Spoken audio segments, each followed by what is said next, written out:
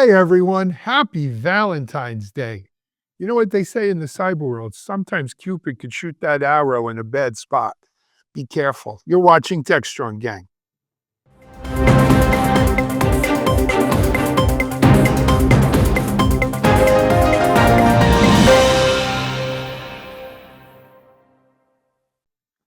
Hello everyone, happy Friday, Valentine's Day. For lovers and love, and so we're going to be spreading some love here on Techstrong Gang today. We've got Lisa Martin in her Valentine's red outfit. What more can we ask?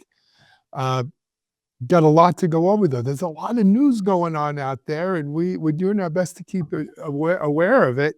But remember, Techstrong Gang's only one piece of the Techstrong puzzle. Look, we have 7 or 8 now major sites: DevOps.com, Security Boulevard, Cloud Native Now, Techstrong ITSM, Techstrong.ai, Platform Engineering. Techstrong.tv is our video platform where there's over 8,000 videos there, as well as corresponding properties, podcasts, wherever you listen to podcasts or wherever you do your social media. Techstrong is there. Our YouTube channel, I should mention too, Techstrong.tv. If you want to stay up on everything there, go to Techstrong TV on YouTube. We have shorts and all of our content there. And coming to a TV screen near you, our OTT channel will be back up shortly on Amazon Fire Stick, Roku, and Apple TV. So if you're bored at night and you want to catch up on the latest, we got you covered. Anyway, let's jump into our gang for today's show. We've got a full house of really smart people who are eager to jump into things. We'll start out west. Well, we got to go to the royalty first. Keeping his eye on Silicon Valley, he's our editor at large there, John Swartz. Hey, John, how are you? Hi. Hey, how's it going, gang? It's a dark and stormy morning in Silicon Valley, and it's very windy too. Glad to be here, though. Well, you guys need the rain, and sometimes there's a saying about that, something about, well, it's a little early for April showers and May flowers, but there's another one. You've got to go through the storm before I don't know. I tried. Let's move on. I mentioned earlier she's the lady in red today for Valentine's Day. She's our resident expert on marketing and host. She'll also be hosting with us at the RSA conference later this year. Check it out there. It's the one and only Lisa Martin. Hey, Lisa, how are you? Hey, Alan, I'm great. Happy Valentine's Day, everyone. Happy Valentine's Day to you, Lisa. Just going along the bottom of my screen as it plays out, we're next going to move not to Houston, but to Austin, Texas. We have a problem, Houston. He is the Futurum analyst as well as CTO co-founder over at Visible Impact, a Futurum company. Our friend Guy Currier. Hey, Guy, how are you? Great, and it's great to be here. It's great to have you on. As always. Always great to have you on. And then moving up from Texas, high atop the Rocky Mountains, where has his Rocky Mountain high, but he doesn't look high. It's early in the morning. He's Futurum VP, DevOps, security expert, and my friend Mitch Ashley. Hey, Mitch, how are you? You're on mute. Thank you. I'm cold. It's 0 degrees here in Colorado. Dang. But good to be here. Warming up in front of the fireplace, the microphone, the computer, got the computer fan running on high, warm up my hands. We'll be good. Very cool. All right. And then moving over from Colorado all the way east to upstate New York, where like Rip Van Winkle once fell asleep even, or near there anyway. Yeah. He's our chief content officer, Mike Vizard. Mike, was it So Rip we discussed in a previous show whether Harrison had anything to do with 2 presidents. Turns out the answer is either one, and was founded long before either one of those presidents was born, and involved a fella named Harrison who apparently in a shady deal grabbed some land from the town of Rye and started the town of Harrison, and here we are. But it goes back to the pre-revolutionary days. So, but British, not Dutch. British, oh, absolutely. I always liked Rye, but for most of me and my friends on Long Island, there was only one thing we knew about Rye, and that was Playland. Yeah, that was the place to go when I was about 8 or 9 years old. It was a bit of a schlep for us. Now, Mike, wasn't most of Long Island in New York a shady real estate deal at its core? Uh, The that story was Really? just that was when you remember the fresh air from Long Island, right? Do They you were remember shipping those? Will you take me there? Yes. That's been knocked out with the DEI stuff. all gone. All Okay. done. Oh, Okay. Zing. Let's Bada jump bum. right into it. So Mike, yesterday things got a little hot and bothered on here as we talked about what I am now calling AI imperialism. And I'm going to be I talked about it yesterday on my Shimmy Says LinkedIn live show. Everybody's eager to plant their flag and claim their territory. And, Vice President Vance made it clear that it's America alone, though he called it America first. The EU responded. They're doing their thing. The UK is momentarily putting out their thing. Of course, China's doing their thing. Everyone's going to do their thing. We'll have a Dutch East India Company again and everything. But part and parcel was a follow-up to AI regulation, of which the EU was the flags bearer there. You want to set this up? Yeah, I'm gonna let John kind of set us up, but it seems like the EU has stepped back a little bit. What's going on here? Yeah, we mentioned JD Vance, and so he made his big address at the AI summit in Paris, and I'll quote him, said, "I'm here to talk about AI opportunities. The AI future is not going to be won by hand wringing about safety." Well, evidently he's onto something because the European Union Wednesday abruptly dropped 3 draft rules on tech regulation, including AI liability. They also we're looking at regulating patents. That went by the wayside. Online tracking technologies modeled after GDPR, that's gone. In a sense, they backtracked. And actually, to make things even more interesting, they laid out several plans as part of a 2025 program. And if you look at the plans, they all, in one way or another, accelerate AI development through something called an Innovation Act, a Cloud and AI Development Act, AI Continent Action Plan, Apply AI Strategy. In a sense, they are backing away from regulation.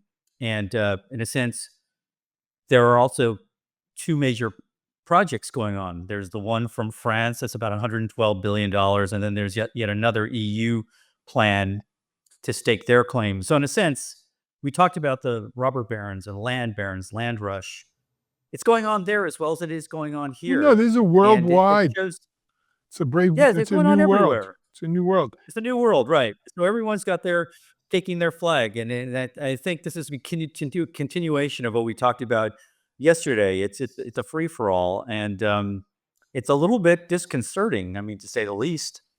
Well, I think we're experiencing not just a retreat from regulation. What we're doing is coming out of turn 4. Everybody's got pedal to the metal on the throttle of AI, and it is a balls to the wall race to the finish. No holds barred, right? In WWF, whatever your analogy is. I mean, that's what we're in. This is I don't care how many people or nations I step over, we will be at the winner at the finish. And everybody else is thinking, oh my God, what do we have to do? Let's shed all this stuff that was, turning Apple away from bringing Apple Intelligence to the EU. We're not going to do that anymore. So it's a different They're going to world. bring it to China. Yeah, they're going to bring it to China, right? Mhm. But I was going to say one thing. The only company that anyone seems to be eager to regulate or to ban in any form is DeepSeek. That's taking place in the U.S. and in Europe. So it's almost like a geopolitical situation as It's well. absolutely, make no Absolutely. mistake, this is geopolitical. And I would say more than the robber barons, this is more akin to when Columbus came to the New World and the European powers that be all rushed to plant their flag, stake their claim, and send some of the second and third sons over to because possession's 9/10. You I know, think it's more akin to dropping napalm, on everybody else while you well, go for they may be trying to over the do hill. that too, but if you get a chance, watch my Shimmy Says from yesterday on this, because the real question for me is what's really the prizes here? What are the prizes? In the New World Rush, it was land, timber, gold, and a fountain of youth. What are the prizes in this AI? Super intelligence. That's the big one. That's the big one. Anyway, I discussed it there. It's an interesting thing. And John, I want to just get something straight though. The AI regulation that was already passed, has that now also been rolled back, or was this No, new no, AI? it's still in effect. The EU AI Act, it's still in effect, but they were going to go above and beyond it and build off of it. And in a sense, it was working. But I wonder if the calculus is, look, Trump's in office. They are unleashing this. Stargate got their attention and really, I think, scared them. The other thing is, a lot of these things that they dropped by the wayside had been kind of discussed for a couple of years, so they were considering them, and now they've been kind of tabled. Basically, that's what they did say about the Liability Act. It's been tabled, which means basically it's probably not going to see the light of day until something significant Well, happens. until they feel Um, like they have a consensus to approve it. I think the real issue is that they realized the individual nation states were not going to approve it. And I think there was tremendous pressure being brought to bear in terms of money by big tech, right? In yeah. conjunction probably with Well, the that administration. that's a huge part of it is the lobbying effort by big tech, right? Big tech has become as effective in terms of lobbying, not just in the US, but worldwide. And that was one of the reasons why these European draft plans were put on hold, or if not ditched. Well, I think we're going to see a retrenching also of the punitive damage or the fines and penalties from the EU AI Act. They're going to enforce that. They're very draconian. I think they're going to You back think they'll totally off. let people bribe foreign officials? You mean let? Well, they As won't in, prosecute it her. might It's happen. okay now. I thought it was already okay. As of what day was that No, last no, week? but not in the EU. They still have Oh, morals. They think What they in the do. U.S.? No. Yeah, I think what Mitch is referring to, and maybe you as well, Alan, is the Attorney General of the United States, Pam Bondi's declaration, I suppose, within the Justice Department that no foreign agent, so-called FARA, foreign agent lobbyists, illegal foreign agent lobbyists, whatever, are going to be No, cases are going to be it's okay pursued to or bribe investigated foreign anymore, officials. That's what it comes down to. I think or for U.S. we're gonna officials to be see a wave bribed of by. populism soon, and it's going to play out like this. And populism is what we're currently dealing with, and this is how we got here. But it's hard to control populism, and you're going to see yet another populist emerge, turn AI into some sort of political campaign, and say, "Yeah, guys, the reason we're all suffering is because the existing leaders sold their souls out to these big tech guys and all these other folks, and then they're going to Off with lead their a heads. populist voting campaign against Macron in France, probably, and then we'll start it out there, and then we'll go to all these other countries, and it's just going to be wave after wave in this stuff because we didn't take a minute to think about how to apply it in a way that people will understand." So I think the seeds of chaos have been sown here.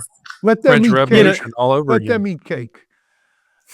Right. Mhm. And it also, this in a sense encourages, we talked about this yesterday about selling security as an asset or as a feature of AI. That this is just unbridled. You come up with the fastest, biggest model as soon as possible. Security be damned, risk be damned. It's full throttle ahead. Well, that And I that think this that's plays into it. so that's a question I have.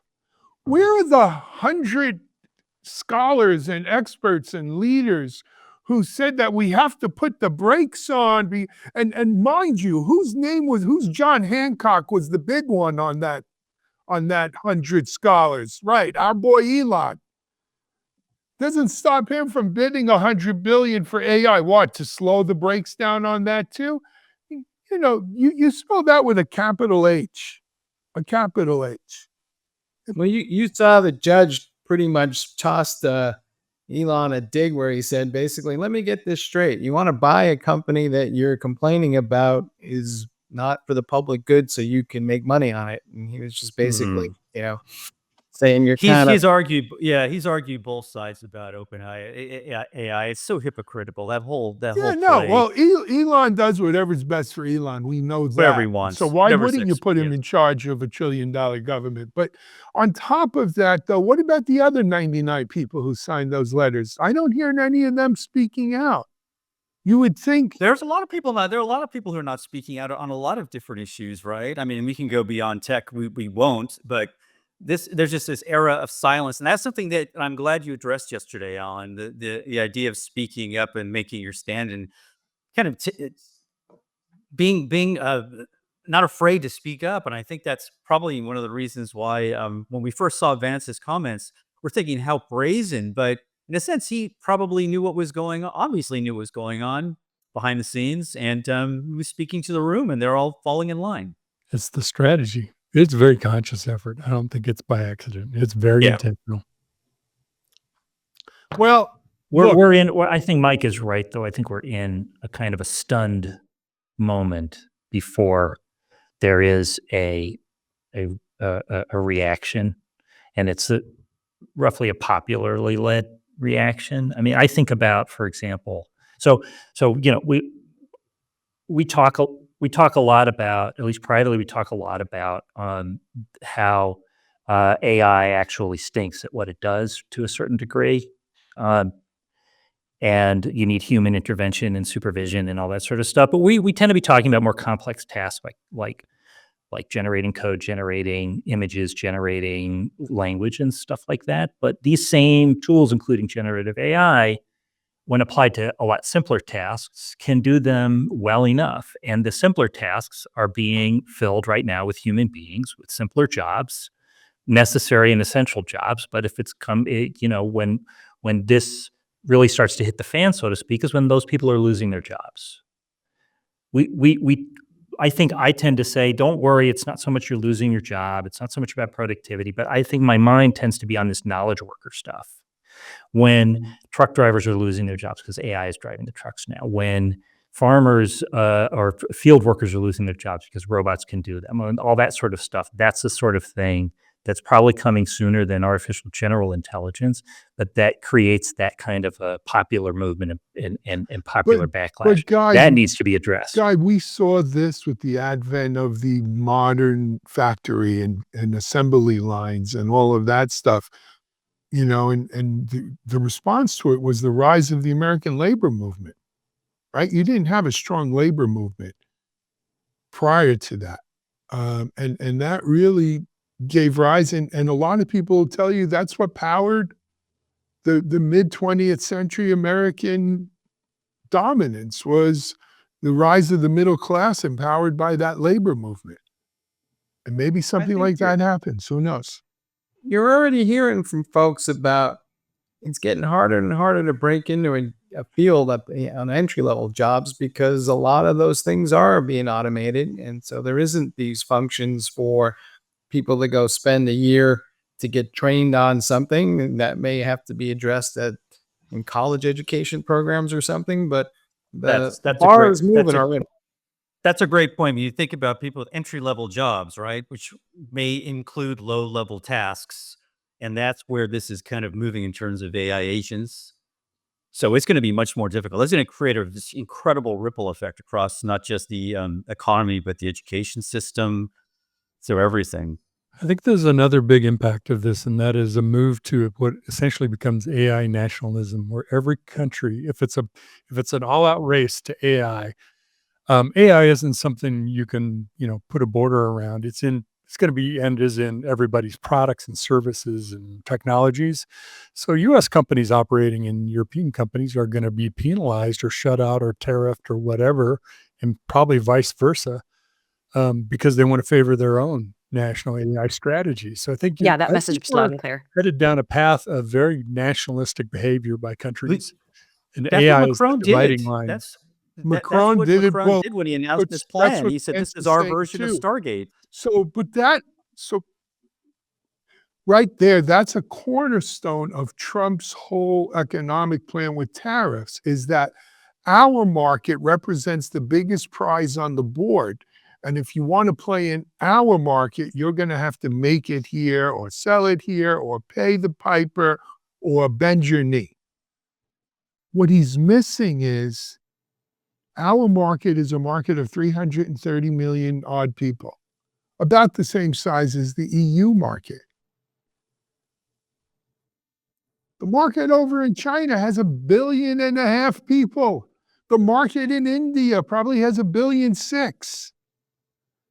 If we're going to say we just want to play in we're going to protect our market, don't think that these other people are going to let you play in their markets.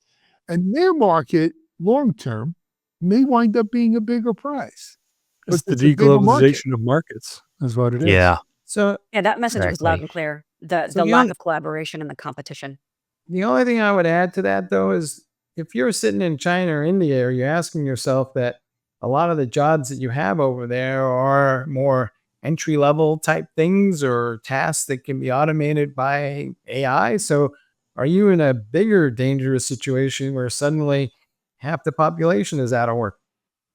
Yeah, the difference between this and industrialization, Alan, is what industrialization did was it changed the economies out of a craft mode and into a mass production mode, and productivity goes up, and the same workers now are largely sort of being retrained at what you might call a higher level, higher order. AI replacement doesn't really work that way, and the people get out of work, and they're, I wouldn't say permanently out of work, but a large portion of them are. But there was that period in early on in industrialization, Guy, there was that period too. And I'll tell you something, Mike mentioned it. What you got here, you've got waves of populism, nationalism, a new style industrialization. You know what this is?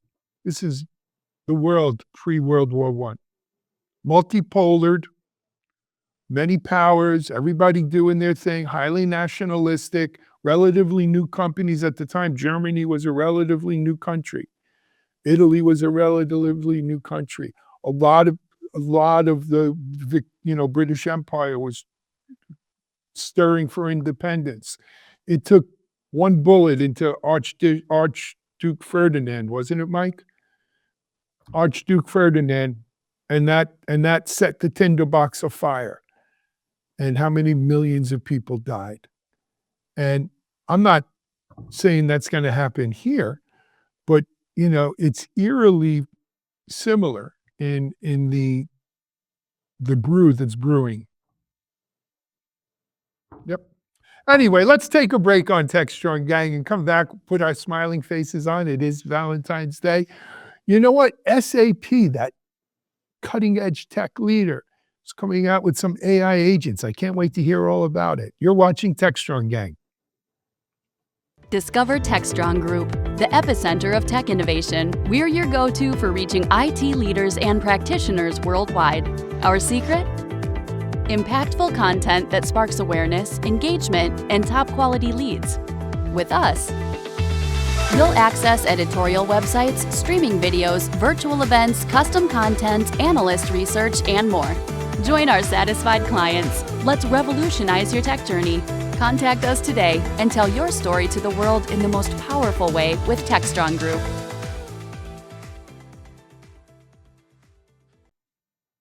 Welcome back. And as Alan alluded, SAP is, closing the gap a little bit between all these emerging AI technologies and where it is. This week talked about how they're rolling out not just AI agents across all their applications, but giving people tools to build their own AI agents. And then they align themselves with Databricks to provide the data sources for training various LLMs that you might use to build those AI agents. Guy, I know you've been following SAP for a long time, and it seems like they're never ever quite at the cutting edge, but they seem to be following faster these days. What's your take? Well, they are following faster. They used to be a lot slower. I don't think they exactly have a follow fast strategy. I think of them in the enterprise application space as somewhat similar to Apple in the consumer device space. John, you and I have talked about this. Um, except that Apple claims innovation when they really aren't innovating. They're just doing things really well and better, so to speak. SAP is thoughtful and careful. I mean, one of the most thoughtful and careful companies kind of ever. It took them 10 years of development before they debuted HANA, for example, their in-memory database, as an ultimate replacement for all the third-party databases that they were using. So they are doing what a lot of enterprise application vendors have been doing for a while, which is incorporating AI. I mean, they already had a quasi AI agent, this Joule agent, this help agent, which was pretty revolutionary for SAP. I wouldn't say SAP is, quite CLI oriented as it used to be, but still, there's a lot about SAP use and management and operations that is very CLI like, really an understanding of the SAP stack and architecture, and just implementing or instantiating a workflow or a process in SAP feels a lot like going back to the 80s or 90s client server era. So they have sped up, certainly. I think that the overall implementation of the HANA cloud, now the SAP cloud, over the space of the last 10 years has made them overall a lot more agile. And they just haven't lost their, let's say, quality roots. So I don't think being late in the game here, which they definitely are in this incorporation of AI agents, is a bad thing, especially because I think they're doing a really smart thing with the Databricks partnership, and the sort of corollary launch that they've done of this new business data cloud. Listen, they've tilted at that windmill for a while. Data Hub, which I think still exists, was sort of a previous version of it. These ways to aggregate, collect, organize a data foundation for use by the SAP enterprise applications. They've been doing that for a while. This is the latest one, but it being cloud-based, third-party cloud-based, because I think it's just AWS to begin with.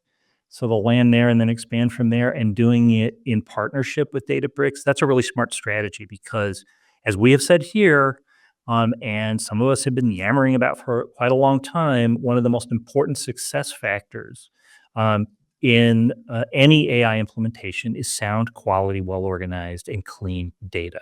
The cleaner it can be, the better tagged and organized it can be, the better your vectorization will be, the better the tokenization in the AI application, and so on. It's like a value chain, and frequently the approach seems to be more just throw a whole lot of data at the training or tuning model.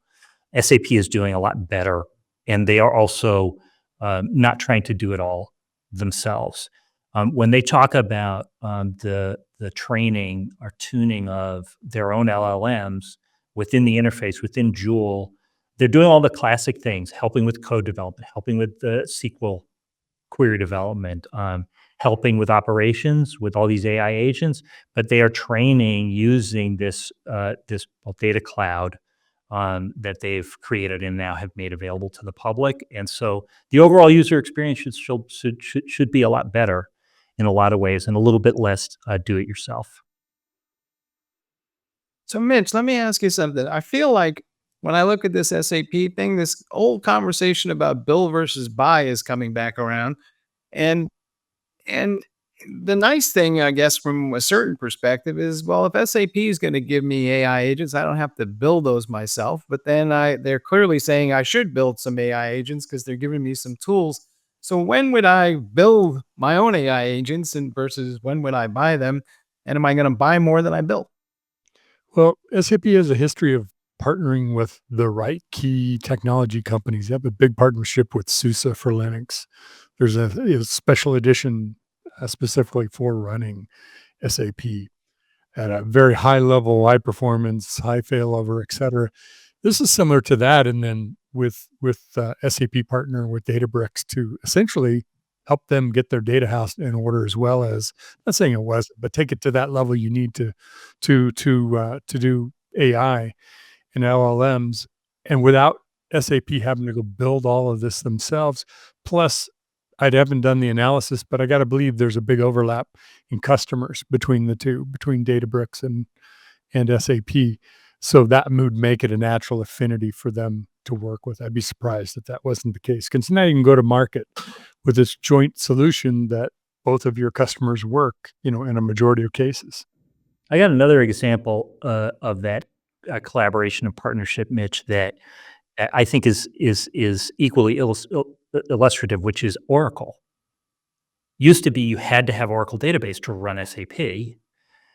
HANA was sort of a play to get out of that particular partnership since there was so much competition, but the partnership remains. And there are lots of SAP stacks running right now using Oracle database.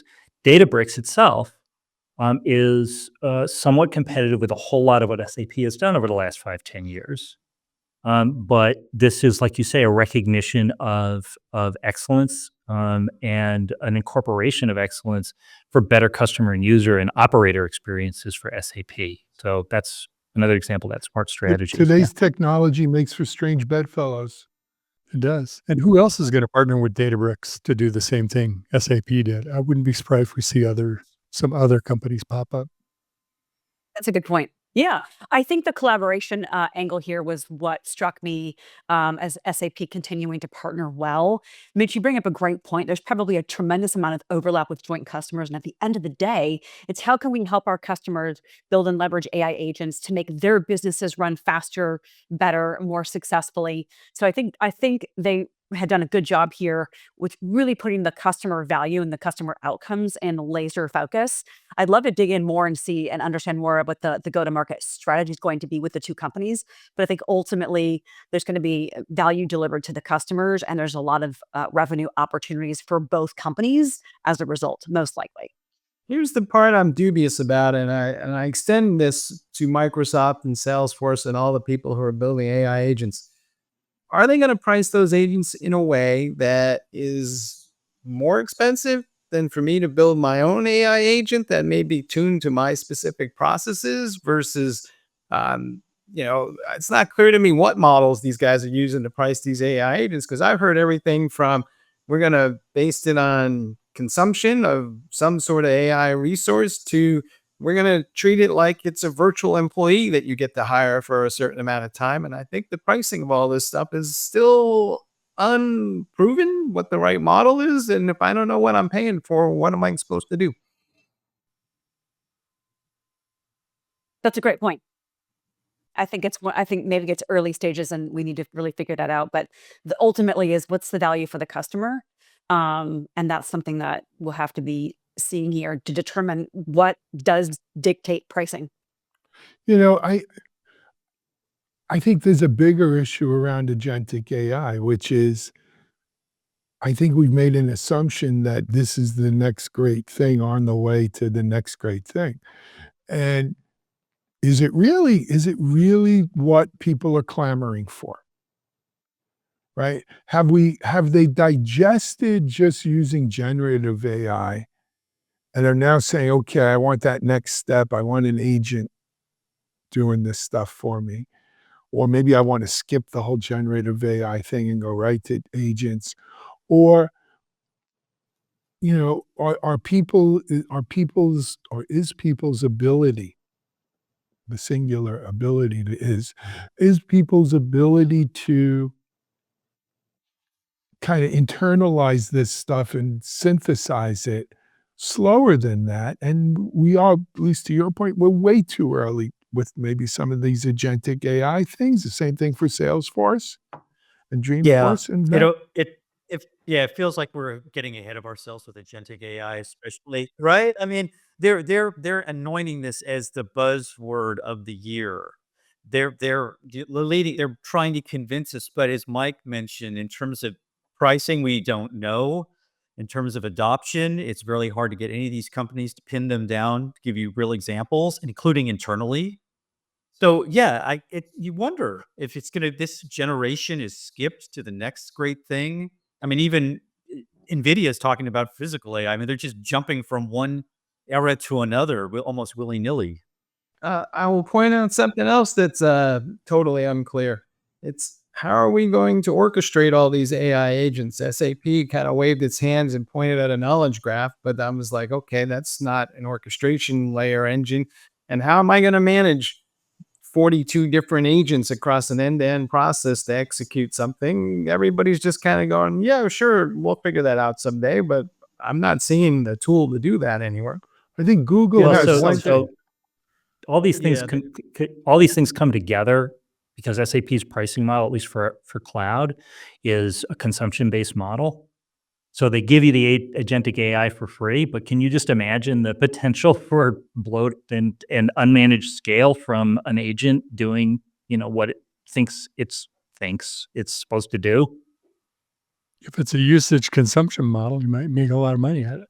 You know? Mhm. SAP might make a lot of money at it. Hopefully, Yeah. you're making it by using it. Right. I mean, Go for to Guy's point, you would need a cap on the AI agent that said, if you didn't complete this task within 15 minutes, stop. Right. But Or you that should be consume any fairly number of easy tokens. enough to do. Mhm. If you So, do, I asked, Alan, how long did it take for FinOps to come up? The story of cloud being cheaper than on-prem lasted way longer than the reality of it before. it Well, a started lot to of be that was addressed. because the cloud providers kind of made their bills so damn difficult to figure out. You didn't know what you were spending. Anyway, all right. Look, SAP's not alone here. As we said, they may not be leading the pack, but they're not far behind, right? As we come into the home stretch, if you will, we'll see how it plays out. We're going to take a break here on Techstrong, gang. We're going to come back, and like the song says, love hurts. SecurityBoulevard.com is the leading resource for news, analysis, and education on challenges facing the cybersecurity industry. SecurityBoulevard.com covers all aspects of cybersecurity, including data security, DevSecOps, cloud security, application security, network security, security threats, and more. SecurityBoulevard.com has the largest selection of security content, featuring breaking news, blog posts, podcasts, and more. Visit www.securityboulevard.com to learn more. SecurityBoulevard.com, home of Security Bloggers Network. Hello, everybody, and we're back. And it feels like an annual event now, and it's not just Valentine's Day, but it's all the cybersecurity attacks that are aimed at folks who are trying to enjoy a nice holiday. And Lisa, I feel like this is yet another example of why we can't have nice things. What what is it that's going on here, and what are they trying to take advantage of? Because it almost seems like they're after people who are perhaps some of the most needy in our society, and they're being exploited. They are being exploited. There's two great song references. Love Hurts, and then you just made a reference to a Taylor Swift song. This is where we can't have nice things. I think that was about Kanye. But what we're seeing, romance scams just skyrocket. Some of the statistics are shocking. Comparitech did a study looking at 2024. Nearly 60,000 people in the US were scammed out of almost $700 million. That's hugely up from the year before, most targeted in the US. McAfee also is looking at this growing threat of AI deception in online dating. People are using AI in the weeks leading up to Valentine's Day to create fake profiles and personas, but it's allowing them to do so in a much more sophisticated and faster fashion. This is no longer the letter from the Nigerian prince with all these misspellings where you can clearly state it. It's becoming so sophisticated and so convincing that a lot of folks that are susceptible are falling for it. So people have to be extremely vigilant, whether it's online dating or it's even an offer from a retailer. Retailers need to be also proactive in determining and looking, are websites being copied with a slight domain name change so that they can alert customers on what they should believe and what they shouldn't believe. But I think it just goes to show that the cyber criminals are going to be using the advanced technologies for the nefarious acts, which they're doing.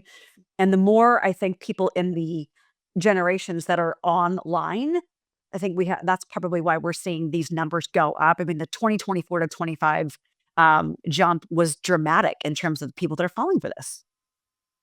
I can't think of a better technology to emotionally manipulate people than AI. I'm thinking about these AI generated profiles, chatbots, deepfake videos. I mean, we already have people falling in love with chatbots in a weird way. The Washington Post has written about this. You just see this as an evolution of a way to take advantage of somebody who's needy, as Mike had mentioned.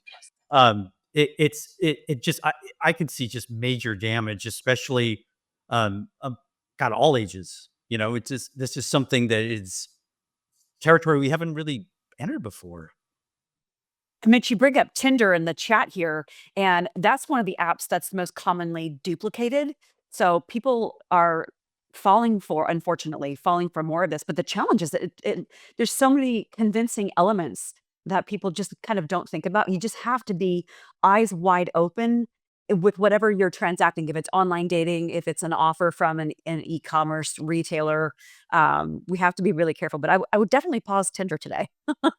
10 years ago, when I was not working in, but as sort of associated with a security product marketing team, we were talking about the human factor in security. And I'm sure that was already a thing, and it's still a thing, the human factor in security. That was talking about enterprise security, so that you can do what you can do with tools and all this other sort of stuff.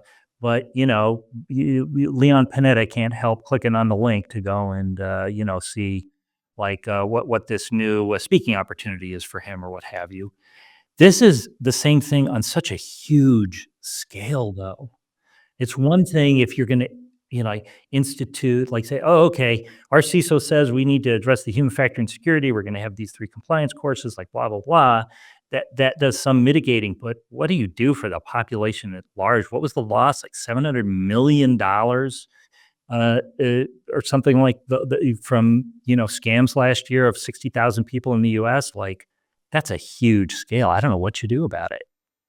I think part of the problem here is the other side of it, Lisa, is that most people are ignoring anything to do with Valentine's Day online because they're like, well, it's probably a scam.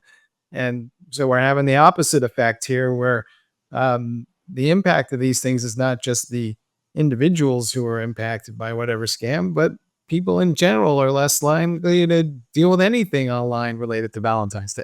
I'm not sure we're there yet. I think we may be headed that way. I think there's a lot of susceptible people. Yeah. And let's be clear, it's not just Valentine's Day. I got scams, text message today purporting to be Dropbox to download some tax forms from something. Every holiday has its share of the bottom line is this, it goes to what Mike says, why we can't have nice things. Talking about, we're not talking about Ye, because we don't talk about him.